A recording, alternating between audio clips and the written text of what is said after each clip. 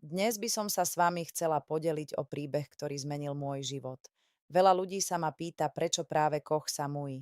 Prečo som sa rozhodla pracovať práve tu a prečo som svoj život spojila s týmto ostrovom. Pravdu povediac, ani ja som to na začiatku neplánovala. Keď som prvýkrát vystúpila z lietadla na Koh Samui, vo vzduchu bola vôňa mora, tropických rastlín a neuveriteľného pokoja.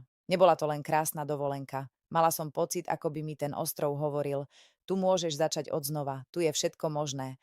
Prišla som s tým, že zostanem možno pár dní, zostala som pár týždňov. Koh Samui pre mňa nie je len exotický ostrov. Pochopila som, že úspech nemusí znamenať neustály stres a nekonečný kolotoč práce. Že sa dá budovať biznis aj na mieste, kde každý deň začína pohľadom na more a končí západom slnka. Práve preto som sa rozhodla venovať nehnuteľnostiam na Koh Samui. Za tie roky som zažila krásne chvíle, ale aj množstvo náročných situácií.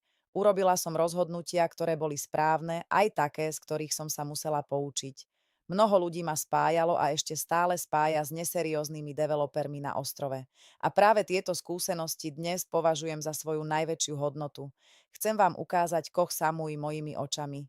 Nielen ako realitná odborníčka, ale aj ako žena, ktorá každý deň spoznáva tento ostrov z inej perspektívy. Nebudeme sa rozprávať iba o vilách a investíciách. Budeme hovoriť o živote na ostrove, o podnikaní, o realitnom trhu, o zákonoch, daniach, výhodách aj rizikách.